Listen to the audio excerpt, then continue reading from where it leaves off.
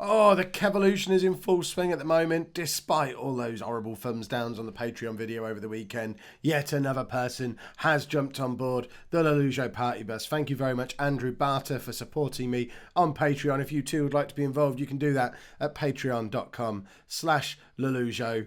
But, forgetting all that for a moment, and thank you for your support, Andrew. I think I said that. If I didn't, thank you, and to everyone else on there. But we've got the final 2 games of the season, and we're still at Ipswich.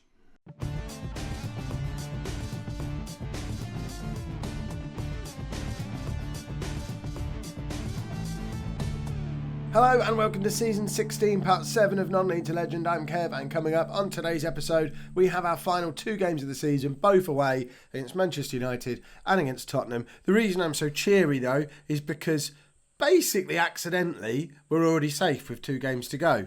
We had quite the unexpected result at home against Man City in the last game. We used our 4-2-3-1 again. We also beat Leicester using it. The 4-2-3-1 might be the way forward, but we used it against Man City. Pablo Garcia scoring a Premier League goal, as did Jordan Todd, to finish things off at the end. But we didn't expect to win that game, but win it we did, and that has secured our Premier League safety. So with 2 games to go, we're already at the magical 40 points, 10 points clear of the relegation zone.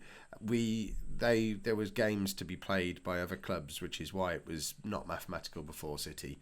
I know you're probably running the maths and realising 3 points for a win, 10-point gap, it happened sooner. It really didn't, but I can't remember why it happened with the Man City game. But we've still got these 2 games to play. We could finish as high as 11th yet, which would be absolutely ridiculous.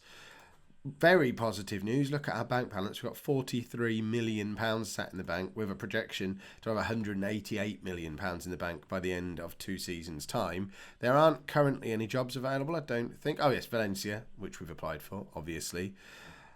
I am in 2 minds now what to do over the summer. Let me know down in the comments what you would do. We know the AC Milan and the Arsenal jobs are both definitely going to be available over the summer. There's Valencia as well. There's going to be other jobs probably appearing as managers retire. We're getting to that point of the save now. But despite there being some scary moments along the way, and depending on how these last 2 games go, we could still finish 1 place above the relegation zone. Or 2 places above. QPR can't catch us. So we could still end up with a 16th place finish, which is a bit meh. But at the same time, we could end up with an 11th place finish in our first season in the Premier League, 2 years after we were in League One. And I am in 2 minds whether we stay for another season or whether we move on. So let me know down in the comments. Do we stay? Do we move on? If we do move on, of the 3 that we know are definitely available, would you rather see Valencia, AC Milan or Arsenal? Or if none of them, where? But remember, we're 16 years in the future. There was quite a lot of talk in the comments yesterday about how don't go to Stoke. Stoke are the same sort of size club as Ipswich. They're really not in this save. Stoke are one of the big 4 in 16 years in the future in this version of reality. Pep Guardiola is now their manager. Look at these league finishes over the last, 6 or 7 years? They've got 7th, 4th, 3rd, 5th, 2nd. They're a Premier League win away from being a massive, massive club. They're basically the Tottenham of the future. Stoke City. Tottenham are also the Tottenham of the future, though, because they're sat there still doing the same thing as well. So we have 2 Tottenhams in this version of reality, but no Arsenal, no Chelsea, no Liverpool anywhere near that top 4. Leicester have snuck back in, though, which, they have spent quite a lot of time up there. Since winning the Premier League back in 2015-16, they've never really been outside of the top 10, regular in European competitions. They had a few dodgy years there, but back up to 7th last year, up to 4th and a potential Champions League qualification this year. So it's all very interesting. Arsenal does tempt me, but then so does AC Milan, having been there before.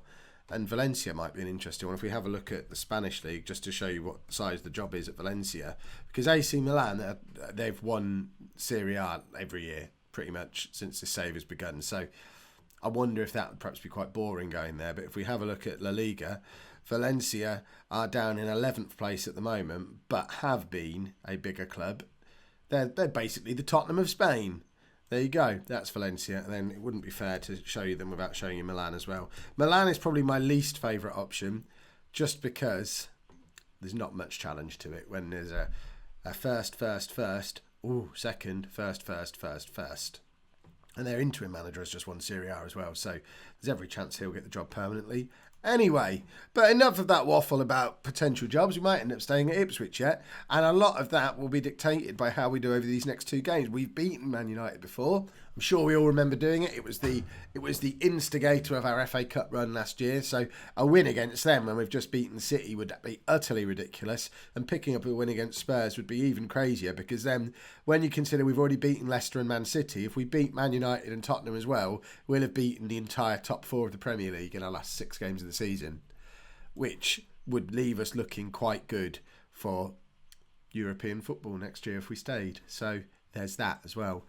But it relies on us winning these next 2 games. So this is the team that we're going to be playing today. We're going back to the 4-3-1-2. I know I said 4-2-3-1 might be the future, but we're safe now. We don't need to play it safe. We need to go back to attack. It's what we do best. It's what I enjoy watching. It's probably what Man United won't be expecting, which is exactly what we did to them last year. We've not really used this formation for a long while, so they won't be expecting us to come out and use it today. And we might just catch them by surprise again. They'll still be hurting from not winning the Premier League, and we might just surprise them. So we've got Kevin Thompson in goal. A back four of Williams, Tanner, Gabrielli and Brassas. Duxbury, Quine and Anicic are the midfield, with Gilbert in behind Foot and Todd. This could all go desperately wrong, but there's always the chance that it might all go so spectacularly right. Mark Foot's 200th appearance for the club. See, I don't know who any of them we're that far into the future now. There's no actual current players left at their clubs by the looks of it. So that's why we're starting to see strange situations like Chelsea dropping down to mid-table and Stoke and Leicester being major forces. We're getting to that point where it's more down to the quality of the manager in game rather than how good they were in real life before the save started. And with 34 seconds on the clock, United are already 1-0 up. So we're certainly not catching them by surprise today. I would like to think, regardless of what formation or system we use today, they were always going to do that to us. They owe someone a thrashing after giving up the Premier League title. They haven't lost this title very many times in the last 15 seasons, so it will probably be hurting. And Mourinho will remember all too well the last time he hurt this badly, which was when he was knocked out of the FA Cup by us last year. And it probably feels like he's getting revenge on the world today by giving us a good old spanking. But we're still in it, half hour on the clock. Yes, we've only had one shot and it wasn't on target. It was just a hopeful long shot, but we're fairly even for possession. Man United aren't massively outplaying us. They're passing better than we are, but we're tackling better than they are.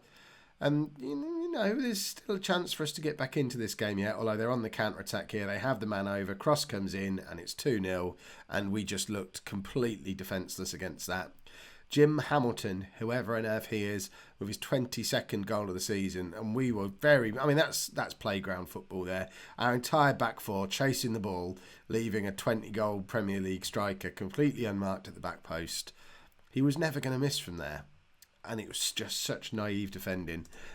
Again, I don't know how we can blame that on the tactic. That was just the quality of player we've got at our disposal. And depending on what size transfer budget we get for the summer, that's going to have a big impact on the decision whether or not we stay or move on, because obviously we spent an awful lot of money last year bringing in Anicic, and as much as you lot think that was the wrong decision, I now feel vindicated by the fact that we've survived. We've got a proper wonder kid who will hopefully go on to become a world-class player. And we've got to build a team around him now, and that's what we'll look to do this summer. Mark Foot, was that? No, Jordan Todd has just pulled a goal back for us. That's his 14th for the season. I've seen Premier League budget looking at our projection for the next, 2 seasons, there's going to be nearly £200 million in the bank. It wouldn't be outside the realms of possibility for us to be given £70-80 million to spend over the summer. Stick all that on the never never, on the buy now, pay later, pay over 4 years jobby, and that £80 million becomes £300 million. We could buy 10 players to play alongside Anicic for that kind of money. It's pure speculation at the moment, but with a budget of that kind of size, we could do something a little bit special at Ipswich, and the temptation will very much be there. If they give me £10 million, less tempted. So let's see what happens. We're giving Man United a run for their money here, but they have got a man over again. Cross comes in again, and we are just defenceless against this crossing from Man United. They've gone 3-1 up. Well, this game's done. See, Kevin Thompson. This might be the summer. If we stay at Ipswich, this might be the summer where we try and sign a goalkeeper that's not him. I mean, it's been a hallmark of summer transfer activity for 6-7 seasons in a row now. First order of business every summer is sign Kevin Thompson, because it was usually on loan. Last year we signed him permanently. He's been the first name on the transfers every summer since we were at Blackpool. This is the first summer since then where we can't sign him because we've already got him. Do we sign his replacement? Right, we're going to bring Tholarp on. Swap those over because Brassas can play left back quite comfortably. Foot's not playing well, so Beale can come on for him. We'll leave it there for now. We're getting a thumping. We're probably not going to do the 4-3-1-2 against Spurs. I think this is probably confirmation that that tactic isn't going to work. Certainly with this combination of players. It very much relies on having better players than your opposition. Despite the fact we've done back-to-back promotions with it twice now. Three times? No, we nearly did it with Plymouth, didn't we? So we've done it with Southend. We almost did it with Plymouth. We have done it with Ipswich. So you don't need to be completely dominantly better than the other teams around you. But we can't be trying to play in the Premier League with League One players playing a gung-ho tactic like this. So we're going to need to make some tweaks and some changes. New personnel will be in over the summer, but the new tactic will be there for Tottenham next game. Brassas is having a terrible game, but we can't bring him off. Let's just take Gabrielli off them. There we go. Does Gilbert become captain now? Gilbert does become captain now. It's a little bit different from our trip to Old Trafford last year, but we don't care. The Ipswich fans have been singing all game long. We're playing in front of 95,000 people, and we've already assured Premier League football for next year. So, no. Score as many as you want, United. You won't dampen our spirits today. You lost the Premier League. We've stayed in it. We're happier than you are, regardless of the scoreline. And there we have it. And now we'll go and play Spurs and then hopefully find out what our transfer budget is. Usually, I'm used to getting my transfer budget once we know what division we're in next year. Usually, as soon as we secure promotion, they tell me what the transfer budget is. I was expecting it when we secured our spot in the Premier League, but we've not had it yet. Hopefully, we'll get it this episode.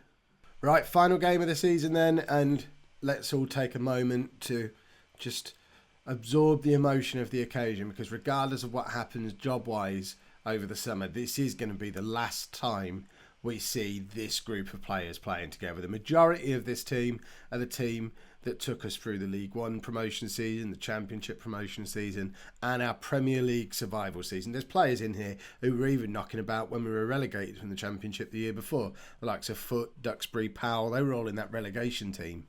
These players have been together for a long time, and either I'm going to move on and we won't see them again after today, or if I stay, I plan to spend a lot of money replacing a lot of them. So you're not going to see the likes of Williams and Tanner and Abadi, Brassas, probably Thompson, Foot, Beale, Todd. A lot of these are going to get replaced over the summer if we stay. If we go, I'd like to take this one with me, I think he's going to be a hero. But we'll have to see what happens. So, our team for the final game of the season, we are away from home against a Champions League team, so we're going to use our counter-attacking system and hopefully leave Ipswich on a high, if that's how this story ends. So we've got Thompson in goal, a back four of Williams, Tanner, Gabrielli and Brassas. Abadi is our holding midfield player with Duxbury and Anicic in front of him. Todd is going to be up front on his own, supported from the left wing by Foot and from the right wing by Jack Beale. There's a lot of goals in that front three. Will they be able to score some today as a way to say goodbye? I'm sad. I am quite sad. Working hard to... that. I really don't know if I want to leave Ipswich or not. It's probably the hardest decision of non-league to legend so far. Leaving Southend was a close second, but... leaving Southend, ultimately, there was a lot of good reasons to leave. The money, the club was in an absolute financial state. We were struggling having got the back-to-back promotions, we didn't look like we were going to be able to push on to the next level. We didn't have the infrastructure to be able to do that. Most of that's not true about Ipswich. There's a reason why Ipswich is a great team to manage in Football Manager, because they've got a big ground, they've got a good youth setup, they've got good training facilities, and as soon as you get into the Premier League, the money just piles up. We've got close to £50 million in the bank now. We've survived in the Premier League. We've got some really, really good young players. I know I'm saying a lot of these are going to move on, but it's not a case of getting them out of the club, probably just bringing more experienced first-team replacements. But people like, I don't know, take Brassas as an example, Thompson even, they're young players who, even if we bring in better replacements for them to start regularly, they're not going to disappear completely. They're going to stay at the club and continue developing. There's a lot of reasons to stay at Ipswich, but there's a lot of really exciting reasons to move on as well. And it is a difficult one because both staying and going are going to be fun. Gabrielli, look, our captain. I don't understand how we managed to sign him that League One pre-season. He came in on a free transfer, a reject from Italy, comes in, becomes our captain, gets a goal in the last game of the Premier League season. Anicic, there you go, that's a £21 million goal. Duxbury, out to Williams. Williams is almost certainly one of the ones who's getting replaced. Anicic just tucks it away. He will be a world-class player. It's rare that I've had a player that effective, that young in the Premier League. When you remember, he's only just turned 20 this season.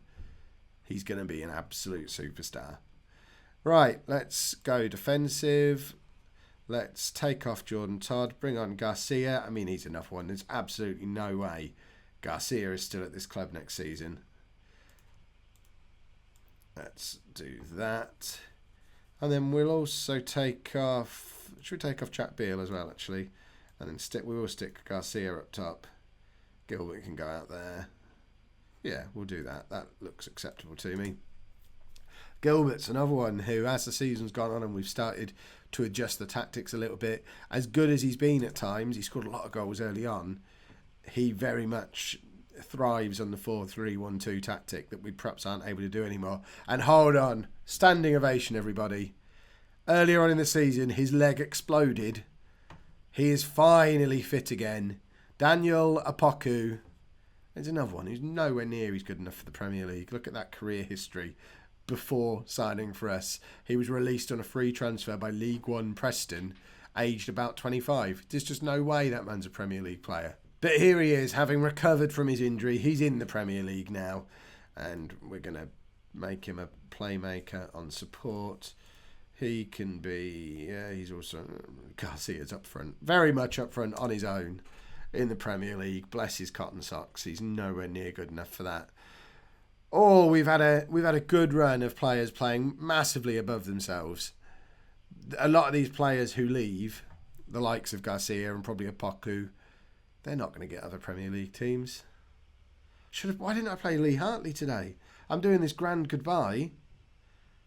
I've never been more tempted to save and reload, or whatever you do. You probably shouldn't save and then reload. That won't do anything.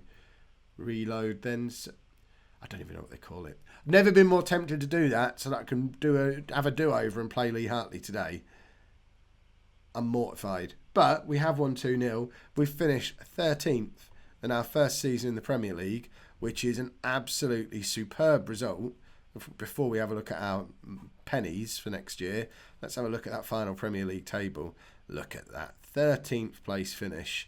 Plus, we have 2 of the top 3 for yellow cards. So that's good as well. We love getting a fullback booked. But that, whatever way you look at it, has been an absolutely brilliant first season in the Premier League. Have we been given our budget for next year? No. We've got money. We've had to pay out to the squad. Do we not? I'm going to fast forward and get you the budgets. I really hope the board haven't forgotten that we're supposed to get a budget.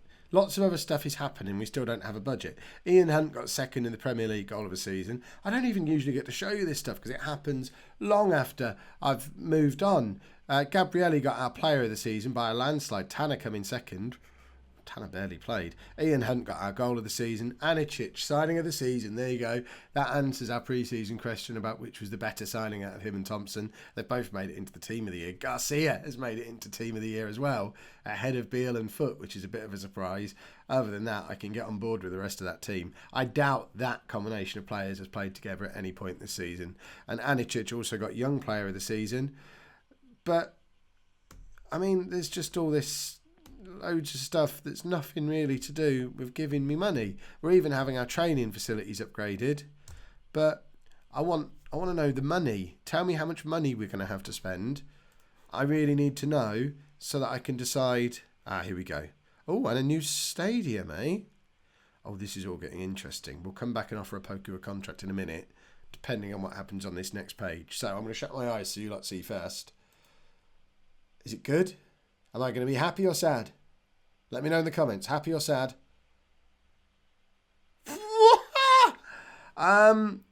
Okay. We have £50 million to spend and an extra £300,000 on the wage budget. On the Never Never, that becomes £200 million to spend. I don't know if I want to leave. Hold on. This will tell us if we want to leave. Again, we'll cover the eyes. Is that going to be the kind of ground I want to stick around for? It's going to be... I mean, that's nothing special. That's an expensive stadium. The Bobby Robson Stadium, going to cost £109 million. Going to be complete in 2 years' time. I mean, it seems nice enough. It's going to saddle us with some debt, though. It doesn't really increase the size of the current stadium, does it? The current... Okay, 30,000. So it is a considerable increase. Ooh... Right, hold on. Are they going to let me improve the youth as well? Yeah. I mean, they're throwing money around. They are absolutely throwing money around. What do I do now? Let me know down in the comments. Do I stay? Do I go? Hold on. Let's see what jobs are available. Certainly not going to Bari. I don't know what to do. Do I stay? Do I go? Let me know down in the comments. If you've enjoyed that, please make sure you pop a like on there for me. Subscribe to the channel if you'd like to see more. And thank you very much for watching.